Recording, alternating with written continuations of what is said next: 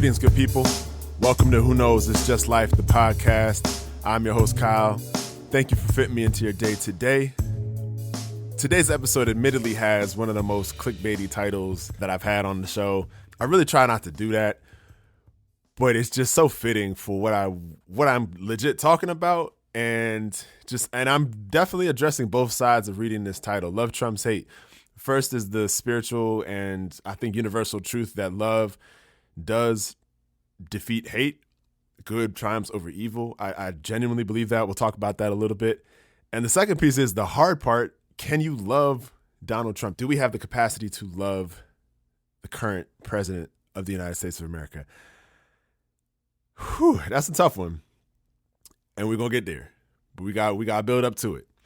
This episode has been on my mind conceptually for over 2 years. This is one that I was planning to do before I inexplicably and just randomly decided to take a 2-year hiatus from doing the show. And, you know, I think sometimes the universe lets things cook when they need to cook. And this is an episode that definitely feels right to do right now, given the political, cultural climate right now, and even spiritually. I'll mention a spiritual thing that took place for me personally that makes this timely as well. And I'm glad it cooked for as long as it did, even though 2 years is a long time.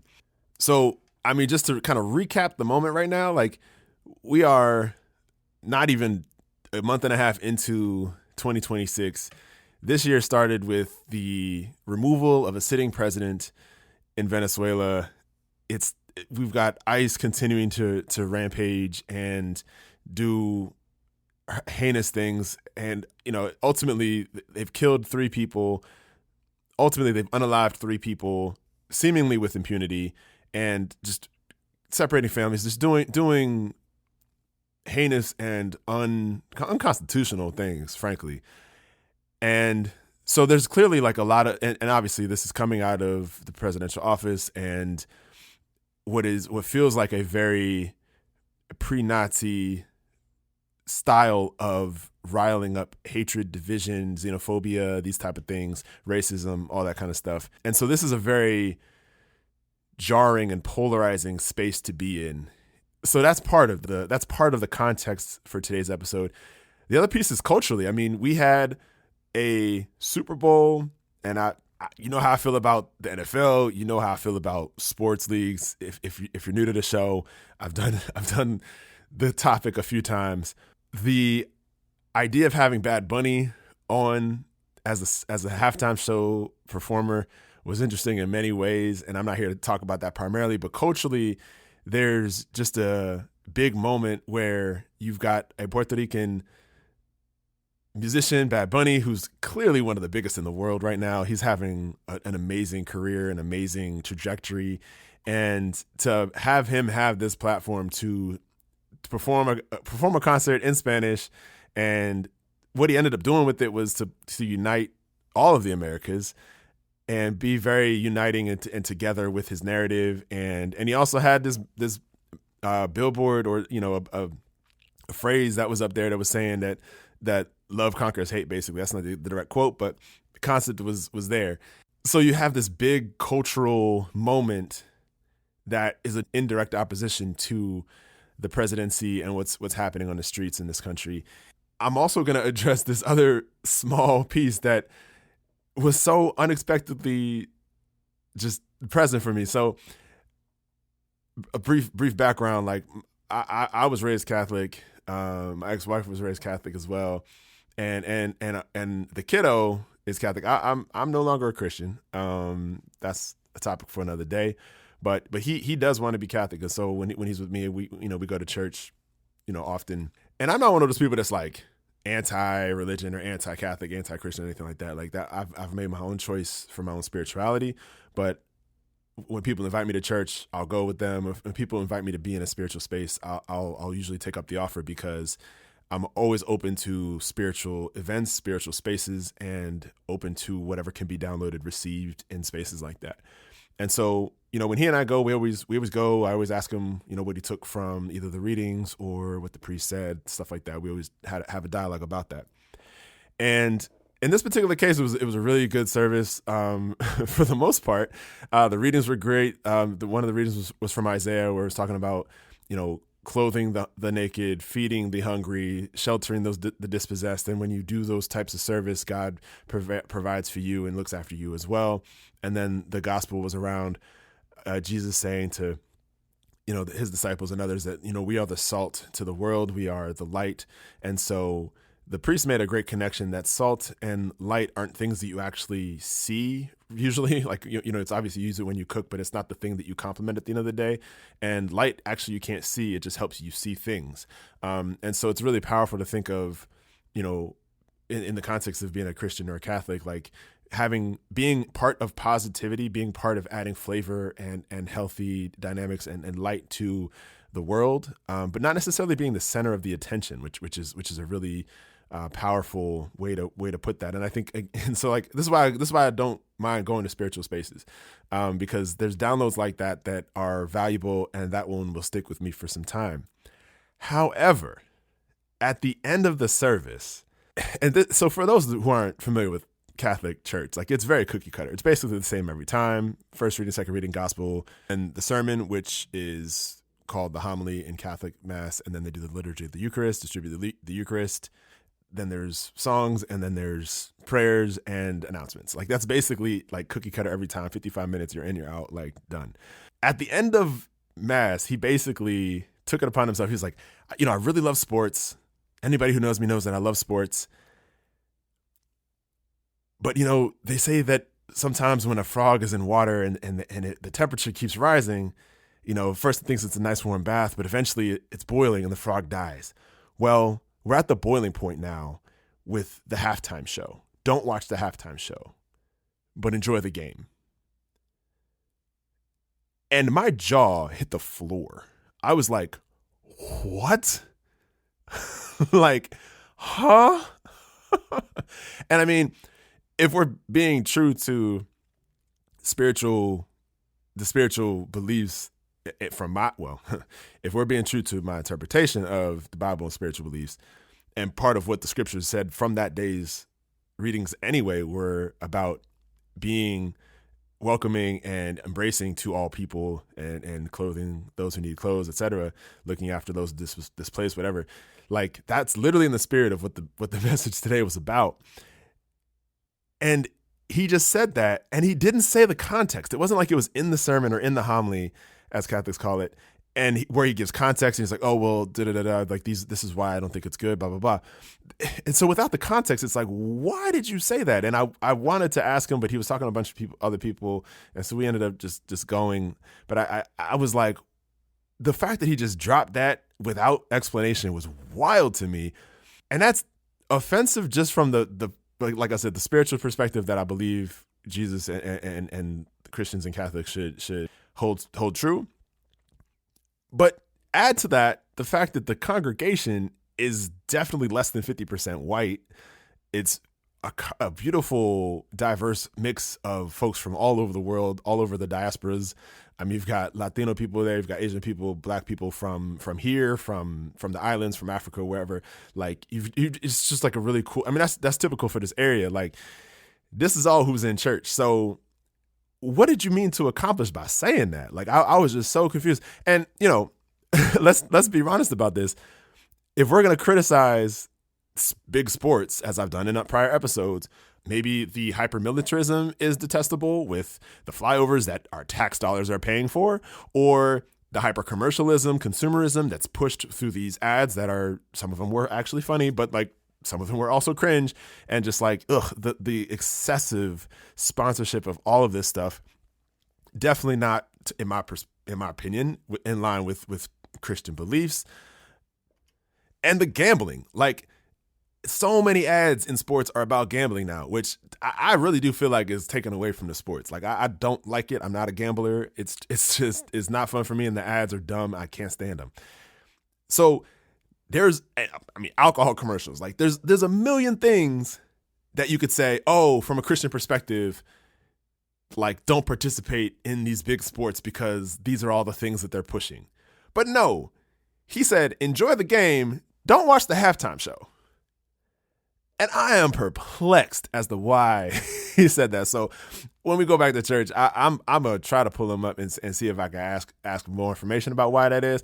Especially if you were actually to watch the halftime show, as I already mentioned, love was definitely a factor to it. There was a wedding, there's a proposal. I think the proposal was actors, but allegedly the wedding was real. It gives the Grammy to a little boy, like inspiring next generations. Like he's love to all the Americas, shouting out all the countries in the Americas, and having all the flags together. Like that was beautiful. And then like that billboard that said the only thing more powerful than hate is love. Like he literally is preaching love in the halftime show. And I really gotta really, really perplexed by that statement. Anyway, so that was like the anecdotal, spiritual element that again made this topic ever more present and ever more timely right now. Another thing I'll mention is that as part of my prep for this episode, I've been reading a little bit about love and those type of things. So back a few years ago when I was originally thinking about this episode, I read Too Much and Never Enough by Dr. Mary Trump, who is the niece of Donald Trump. That book was really interesting. I'll delve a little bit into her analysis and my take on that. Since then, though, I've also read a lot of other books, including Bell Hooks All About Love. I think I've read that one twice. I love that book. She referenced M. Scott Peck's The Road Less Traveled, which I read this year. I read Divine Love by Dene Logan last year. And also I just read Return to Love by Marianne Williamson and Adult Children of Emotionally Immature Parents by Lindsay Gibson. So all of these texts are going to be woven into what I'm saying. I'm not going to directly cite where things come from, but just trust that like what I'm saying comes from the study of books like that and just the ether and other things that I've just been absorbing throughout the course of preparing for this show. I recommend all of those books for various reasons. And yeah, y'all know I like to read. So yeah, that's the thing. So the first thing I want to get into is the first way to read Love Trumps Hate, which is the energetic, metaphysical, spiritual truth that I hold, which is that love does triumph over hate. Love is more powerful than hate. I think that's a spiritual thing, and I think that's real. I also have an engineering background, so I could talk about physics as well. When we talk about heat, when we talk about light, those are actual things. Cold and darkness are not actually real. Like those are both the absence of something, right? Dark is the absence of light. It is not its own thing. You can't make something dark without removing light. Like there's no dark thing that you can inject into some space to make it dark. In order to do so, you have to remove light, right? And that's true for heat transfer. Like everything's vibrating. Heat is literally like how fast something is vibrating. If it's vibrating really fast, it's more warm or hot. And you can, if you put things together, the higher vibrations are going to move towards the lower vibration to kind of balance out the energy. Like that's just how energy works. That's why the wind blows. That's why the currents go in the ocean. It's just a fact. That's why if you touch somebody who's a lot colder than you, you're feeling their cold. They're feeling your warmth because your warm energy is literally moving to them. That's how you can literally warm somebody up. Like that's just how the world works. But technically, there's no such thing as cold. It's just less high vibration. And when you put those things together, like I said, the energy is going to transfer. So I think in that very physical context, it's true that there is no such thing as darkness or cold. It's just the absence of light or warmth or a certain level of vibration. In other words, darkness and cold are passive. They don't have their own force, their own entities. They are only present when the environmental conditions make them so. And so I think that also translates metaphysically or spiritually when we think about love and hate. Negativity is a dormant energy that can be activated, but it's powerless by itself. Whereas like positive energy is, a galvanizing magnetic force that has the ability to compound. It's also not limiting. Anybody with multiple kids will tell you that, the amount of love that they have for their first kid was just additive when they had a second kid. It's not like the amount of capacity for love was then split in two and each kid got less love than the first one got by themselves. Like, that's not how love works. It's a limitless and additive entity. And it also takes less energy to love than it does to hate. It takes energy to actually be negative. In Bell Hooks is all about love. She quoted M. Scott Peck's definition for love, which for her and for me as well at this point, I think is my favorite definition for love, which is the conscious, I'm going to paraphrase it, it's the conscious choice to put work into either your own or somebody else's spiritual growth. And that's a real powerful notion. They separate the difference between what Peck calls cathexis, which is having something mean something to you, and doing something because they mean something to you, which is a form of connection. But it's not necessarily the same as love, which is more of a spiritual progression. It's more of a spiritual investment in another person, or it could be for yourself as well. And I love that. I said love. I love that concept. It deepens what we think we know when it comes to love and how we relate to each other. So one thing that Marianne Williamson mentioned is that negativity derives from fear, and that there is no negativity that forgiveness does not transform, which is another way of saying that love can and positivity can conquer negativity. Another thing I believe is that hate is not the opposite of love. I see them as two sides of the same coin. And that coin, the thing that joins that coin together is care. In order to hate something, you have to really, really care about yourself or others to like have that strong of a feeling. And if you have that strong of a feeling, that can be turned into a feeling of positivity rather than a feeling of negativity.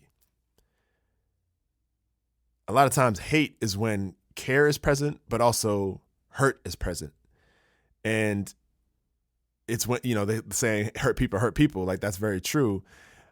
But when there's enough energy there to feel like you hate someone or something, there's enough energy to repair whatever it is that's wounding that ability to translate that care in a positive way. We tend to feel like hate should be discarded and thrown out, but I feel like hate should be drawn in. We should draw those closer if they're experiencing hate, because that means there's an underlying feeling there that has been ignored or abused or something, and they need compassion, they need love, they need to embrace and feel that connection with other people to repair that and to turn that caring energy from a wounded, hateful space to a positive and loving space. Now, I think the opposite of love is apathy or indifference. It's feeling so detached that you just don't even care. You don't feel connected or anything. Like, you can see that in the way folks think about the environment sometimes. You can definitely see that in the way we're treating ourselves. I mean, looking at the way folks, looking at the justification for things like historically, like things like slavery, things like what ICE is doing right now, like the examples are all over the place, right? But with that apathy, is that apathy and that disconnection from humanity and from nature and from just the energetic world is truly the opposite of love. Because love is about connection. It's about relating. It's about feeling that relationship between everything else. This also brings up the question of whether or not humans are born good or bad, or, if people can be born evil or whatever. And I think that's a good question. I think there's a lot of depth to that, which, like probably it deserves its own episode. But my belief is that people are born with curiosity, with a sense of fairness and a sense of community, and they learn that there's an interdependency between themselves and other humans. And I think that's what makes people creative and compassionate and learn to be engaged in community with others. And obviously, kids don't know empathy just yet. Like they learn that, but they're taught that in community. And I think we're wired and designed to be receptive in the formation of all of those things. But when folks are raised in an unhealthy dynamic, either with parents or environment or whatever the case is, some of those wirings might not be fused together. Those neural pathways aren't formed. Those developmental things don't happen. And that's when we get folks who are hurt. And again, hurt people. And we get things like, narcissism and other types of things. Now, I'm not a psychotherapist or, I'm not studied in these things other than just my genuine curiosity around these topics. I have learned, though, that narcissism, we often use the term, oh, so-and-so is a narcissist. And I think that's kind of akin to saying, oh, that person's a criminal, right? We're looking at certain behaviors and we're labeling that person. And I don't like doing that. We've kind of shifted the narrative. We say the person is experiencing homelessness, that person has committed a crime, but we don't label them and their personhood in that way. So similarly, in this context, I like to think of people as suffering from narcissism rather than labeling them a narcissist, because a lot of times somebody who is suffering from narcissism has dealt with some sort of trauma or some sort of situation where they got too much or too little of something as a child, which has inhibited their ability to form those connections, form those neural pathways that allow them to feel empathy, allow them to take accountability and form those bonds that makes us human and to makes us, more healthy, community-oriented humans. So that's definitely a factor as well. So, and that's also kind of the bridge between the first part of this episode and the second part of this episode, where we start talking about Donald Trump and whether or not we have the capacity to love him. One thing that I found was this guy on Instagram who has a really exhaustive profile. He talks a lot about narcissism and mental health and all these other type of things. And I'm going to play a clip from this thing that he posted, which to me, like, clinically breaks down not only narcissism in the way it presents itself in the example of Donald Trump, but he also draws the connection with how our culture, our United States culture, has a mental health issue, and that issue is narcissism. He talks about how colonization is a narcissistic phenomenon. He calls narcissism interpersonal colonialism. So anyway, let me let him speak his piece, and then I'm going to jump back in after that. What we're experiencing with this country right now, like with Donald Trump and Rob Reiner, the narcissist sees either good or bad objects. Right? There is no nuance. Something is either good and it's all good and idealized, or it's bad and all bad and persecuted. And so with Trump, understanding him is understanding narcissism, and that the way Rob Reiner spoke the truth about him is a narcissistic wound, right? Nothing offends a narcissist. Nothing triggers a narcissist more than an accurate description of their behavior. To me, the biggest mental health problem we're facing is actually narcissism, and the people that are pathologically incapable of empathy, of seeing other people as human beings, as seeing other people as having their own perspective that needs to be kind of made space for in interpersonal relationships. Right. I mean, to me, narcissism and colonialism go hand in hand. That we're a culture rooted in colonialism, and the process of colonizing. I often call narcissism interpersonal colonization is the opposite of empathy. You can't really colonize and have empathy. You can't take over somebody's land and their reality and force them to kind of live in your reality. Pray to your gods, speak your language, submit to your legal system. If you have any shred of empathy, it is the tyranny of one perspective over the other. And it's why it's not really recognized in this country, because our country is rooted in cultural narcissism. Our country is rooted in kind of denying other cultures a seat at the table. I mean, to me, that's what the split is right now. This idea of monoculture, which to me is narcissism on a cultural scale, and multiculturalism, which is empathy, which is saying we have all of these different cultures that are attempting to share the globe together, and they all have validity, they all have value, and they all have a right to exist. And so the narcissist essentially denies our right to exist. Bars. Like, wow. I was debating if I could get away with playing that whole thing, but I couldn't cut it down any further. I was like, man, that was just the clinic. And I don't know that I named him directly when I introed it. So that's Christian Van Linde, and his Instagram handle is Hype.r.vigilance, which is hype.r.vigilance. And he's got a YouTube channel and some other stuff, but he's definitely an expert in mental health and narcissism, etc. But yeah, his correlation between all right, so I'm gonna go back to the question for the second half of the show, which is whether or not we have the capacity to love the wounded child that is inside Donald Trump. I mentioned how as kids, we need to be nurtured. We need to learn these things in order to connect the synapses and make sure that we are healthy and understand human connection and learn empathy and all those type of things. In the reading of Dr. Mary Trump's book, there's a lot of, she mentions how his mom got sick when he was like 2 or 3. Another brief disclaimer. That book I read, a couple years ago. My memory is a little fuzzy on that, but I did take a lot of notes. And so I'm referencing that. Recounts how his mother was very, very sick, like, potentially could have died, but was bedridden for a year or more when he was like 2, very, very early age. And his older siblings and his father certainly didn't give him the nourishment, the love and affection that is normal and needed for kids at that age. And so he literally didn't learn empathy and learn care, learn that, humans can look out for you. And he didn't learn those key things at that age. And that's not an excuse, right? But it is something that happened.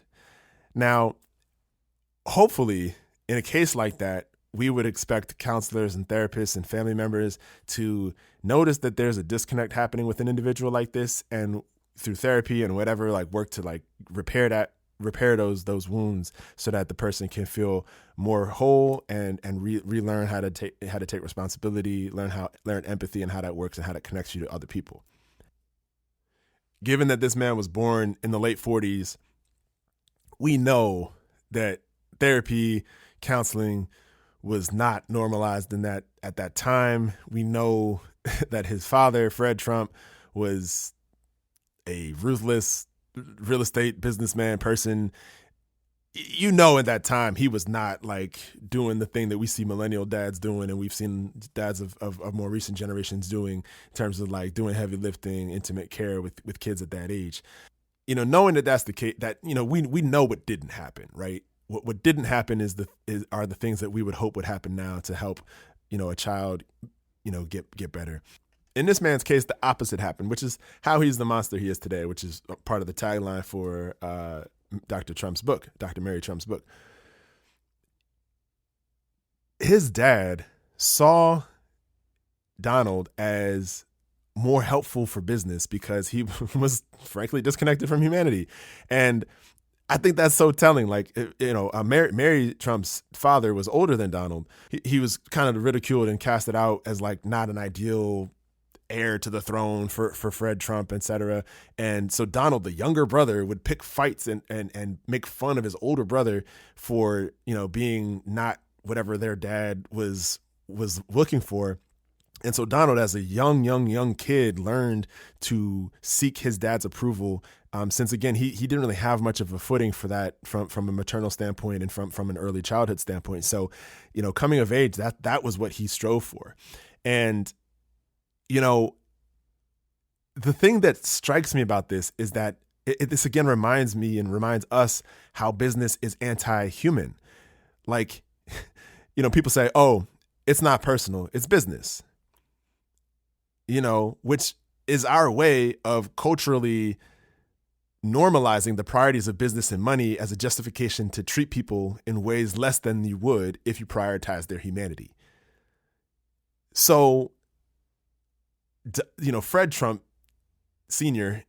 sees Donald's lack of empathy as an advantage for business. And rather than, sending this kid to therapy and doing, things to help this young kid learn how to relate better with his peers, they send him to boarding school. He bounces around, fails out of, can't remember all the details, but basically he becomes the heir to the throne essentially, and is, cuts those wounds even deeper, trying to earn the praise and approval of his father. through business, through the ruthlessness that, he it was learning from his dad and really had no qualms with, because again, he didn't learn to have those connections. Dr. Mary Trump talks about how at 3 years old, he was incapable of growing, learning, or evolving. He was unable to regulate emotions. He was unable to moderate his responses, or take in and synthesize information. Like, those are some of the developmental things that he missed, at that time. She also mentioned that he has deep-seated insecurities that have created a black hole of need that require the light of compliments and validation, and that disappears as soon as he's soaked in it. He also knows that he's never been loved, and so he needs to draw you in so that he can feel love. She mentions that he makes his vulnerabilities and insecurities your responsibility, that you must assuage him, you must take care of him, you must make him feel great. She also feels like he has that he's suffered mightily. And again, some of those sufferings at the age of 2, like, no human deserves that. No human plans for that. No human wants that to happen. But again, he's never really addressed that. And the community has never held him accountable to address that. And so, she also mentions that his behavior has been normalized and celebrated as good for business, which I mentioned. And more broadly, as Christian Van Linde, aka Hype.r.vigilance, said on that Instagram post, those characteristics are true for the entire country. Those are culturally normalized as a pejorative dominant culture. So, and again, another part of narcissism is the inability to take accountability and receive accountability. And we've seen this through his business failings and just him skirting taxes, skirting the law, skirting accountability for anything that hasn't gone well. We've seen that play out multiple times. One of the things that he struggled with, according to Dr. Mary Trump, is that he struggled for legitimacy in the eyes of his father, which ultimately could never really be won. And that turned into a scheme to make sure nobody else found out that he's never been legitimate at all. And he just constantly shares lies and is grandiose with his language, as we all have seen tirelessly at this point, to kind of keep purporting this elevated false reality, this elevated view of himself. And ultimately, what Mary Trump concludes with is that Donald Trump lives in a dark space between fear and indifference and the fear of failure. And what he witnessed with his older brother, Mary's father, who I didn't mention, he kind of did his own thing. He wanted to be a pilot at the time, which was not widely, was not a cool profession at the time. Their dad called him, why do you want to be a bus driver of the air? Like, he kind of was downplaying, like, that role. Fred Jr., Mary's dad, did become a pilot, but was really like ousted from the family, was ridiculed, was never really respected, and eventually succumbed to alcoholism and died at the age of 42, I believe. And so he just never, he was like, it feels like the lack of love and lack of support, kind of directly, indirectly, killed him, unfortunately. And so what Donald Trump witnessed with respect to his brother and what he experienced on his own, and his own traumas, isolated him and terrified him from any kind of idea of failure or weakness in the eyes of his dad, and again, which are kind of reinforced culturally as a country. So the tyrant that we know, the monster that we know, is the result of a combination of things. One of which is just an unlucky scenario in terms of his mother being so sick. She did recover, by the way, but she recovered later when he was like 4. So he missed out on valuable and necessary nourishment at a key age. And of course, he also was never brought into spaces where he could heal from that, right?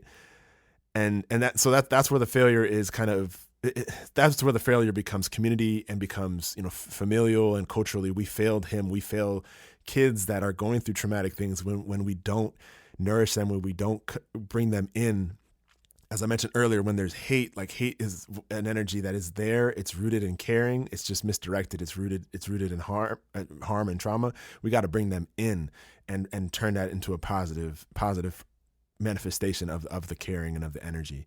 That's kind of like a quick, very unprofessional, my unprofessional opinion is my sources of reading of various books and whatever on Donald Trump personally, and how his personality, how his mental health, of course, not officially diagnosed, but I've seen many articles that talk about how he seems to be someone who is suffering from narcissism, what that looks like and how that came to be. Now, going back to the original question, do we have capacity to love that inner child that is Donald Trump?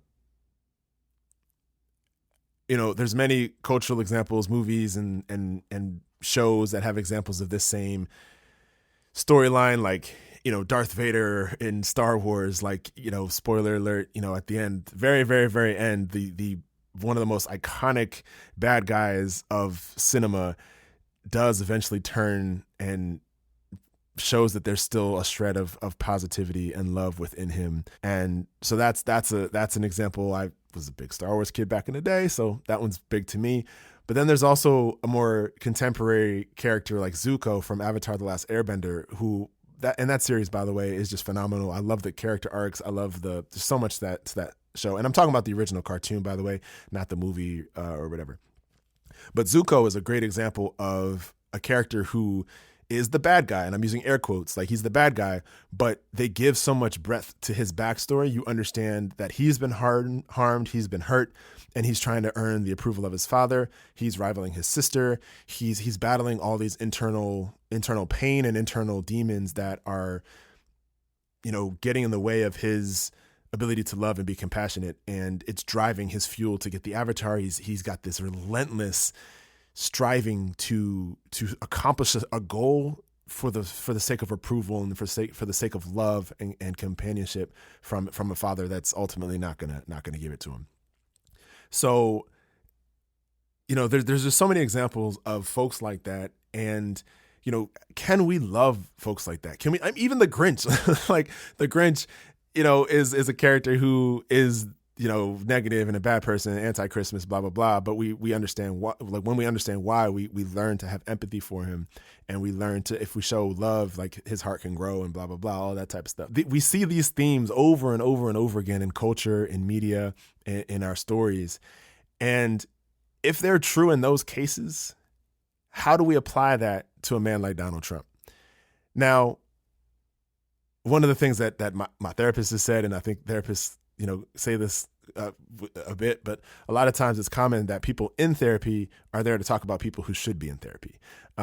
It's rare that narcissists will check themselves into therapy and take an active process in recovering from their condition, and that's partly because of the inability to take accountability for things. And so the difficult question is, what do we do with somebody suffering from narcissism, especially somebody as powerful as Donald Trump, the president of the United States? And, I'm an abolitionist. I don't think prisons should exist. I think that prisons are agents of harm. They do not repair anything. They do not restore relationships. They do not, talking about love and spiritual growth, they do not contribute to the spiritual growth of folks who, may have been caught in a tough situation or whatever the case is. They're not helping anything. They're just adding trauma and harm to an already difficult situation. So I don't agree with prisons in their current state. I do agree with having folks that need help be isolated, not isolated in solitary confinement context, but isolated from the rest of the community, and working together to restore parts that are wounded. And so with Donald Trump, and maybe with narcissism in general, I think of it as like analogous to a detox, right? So like if you're got an issue, you've got a lot of sugar. Like I like sweets. I got a sweet tooth. If you want to detox from sugar, caffeine, alcohol, whatever it is, like you go through a withdrawal period. You don't consume that anymore. Your body has to adjust to not having that anymore, and that can be a very rough period of time. But your body's got to like recalibrate itself to not need or not think it needs that substance, right? On the flip side, I feel like for those experiencing narcissism, it's an internalization. They need to be in a safe space, a therapeutic space where they can sit with accountability. Let their body absorb accountability, and the discomfort and the anguish and the energy that it takes to do that is significant, right? it's different than not consuming alcohol or something like that. It's sitting with a discomfort that you've pushed away for so long. But I think a space like that is necessary for folks to recover and to restore that part of themselves that has been damaged for so long, and to build that sense of empathy, to build that sense of relating to people. So I don't know how to do this. And again, these are just my ideas. And I should have said this at the top. The show is called Who Knows It's Just Life. And this is just a picture of what I'm thinking at this time. This is what I think right now. I can and will be wrong, and I very well may disagree with myself tomorrow or in 5 minutes. But, you know, these are just some ideas that are floating in my head, because I what I don't like is when people, white and black, good, bad, cast it away, love it, whatever, because that's part of what narcissism can do, which was part of what Hyper.vigilance mentions, is like, you know, just the all or nothing, good, bad, that's it. Like, and I don't think that's really true for many, many, many, many things.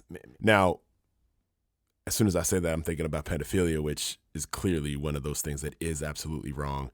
And for that, Trump and all the others who are associated with Epstein and those files, for that, guilty is definitely the verdict. That being said, there are many other things that we might typically think of as always bad that really have context to them. An example of that comes to mind is murder, where, you know, people will be like, oh yeah, that's wrong. But then as soon as you say that, there's examples of how people can justify it, whether it's self-defense or the military or something. So, you know, there's a lot of times there's context that we need to bear in mind. And so with somebody like Donald Trump, some people love him, some people hate him. Either way, we need to figure out a way to heal that person, right? And that to me is the challenge. How can we, those who are not on the same political ideology, not on the same spiritual ideology, not on the same, you know, energetic wavelength as this man, yet still show compassion towards him and still show a way of, like, still find some shred of humanity in that man. He might not show it, but it's got to be there. I believe it's there. And that's the challenge I think we have. Because, like, if we make political strides and take part in a revolution, or really, really change up the way this world is structured, maybe we get rid of capitalism, maybe we get rid of, like, these systems that are hurting people, we have to find a place for restoring folks like that, I feel like. You know, I think of the Truth and Reconciliation Commission down in South Africa. Like, that was a very positive and healthy way of doing that. And I would much rather have that than the Nuremberg trials, right? And trying to figure out that outcome. So, and I know there's examples of people who we're looking at and it was just like, yeah, I don't know how we're going to bring them back. And that conversation can be had. That's going to be the case in some cases, I'm sure. But I like this challenge because it ties together two things. And Bad Bunny mentioned it and put it on the scoreboard. You know, love conquers hate. Love is more powerful than hate. Love trumps hate. The challenge, though, is how do we do that at a micro level? How do we channel our energies to contribute to the spiritual growth of ourselves and others, and contribute to and foster a space where we are catalyzing that change around the world? That's a real difficult thing, especially with people we really, really, really disagree with. And it's hardest in a couple of places. It's hardest with a figure like Donald Trump. It can also be hardest within our own families, like where there's, like, you know, there's people that we know a lot about, and we're like, man, if this person could just do this, that, third. Like, it's also really, really hard in those intimate spaces. Another book that comes to mind is Pember Children's The Places That Scare You, where there's like, and there's a name for, like, the meditation, I think it's like the meta prayers, where you pray for the wellness and health of folks at different proximity levels to yourself.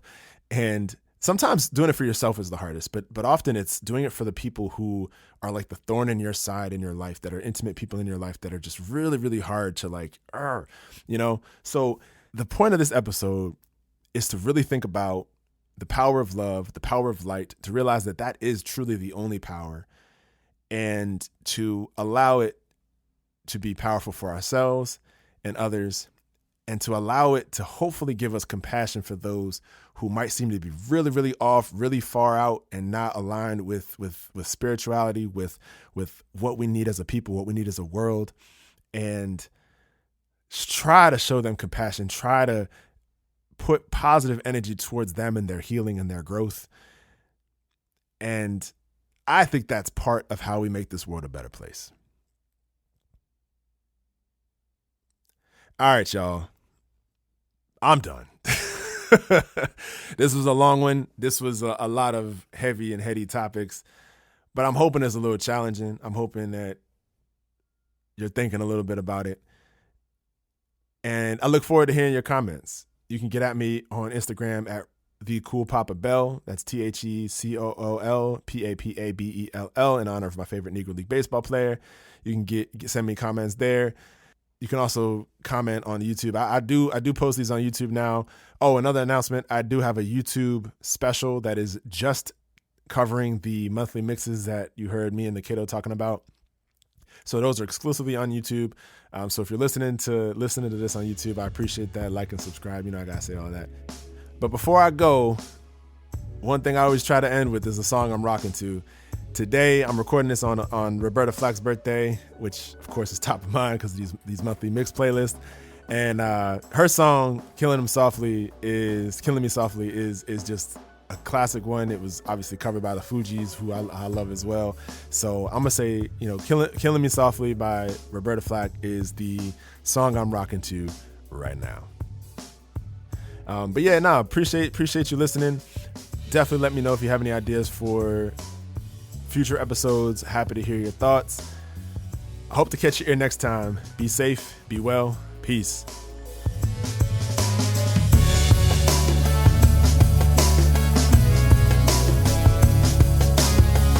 Who Knows It's Just Life podcast is recorded, produced, and edited by me. All thoughts and views expressed on the show represent that moment in time. Participants have the right to be wrong, learn, and reshape their ideas as the journey through life continues. Please remember to like this episode, and if you haven't already, subscribe to the show on YouTube, Spotify, or wherever you get your podcasts. And as always, thank you for listening.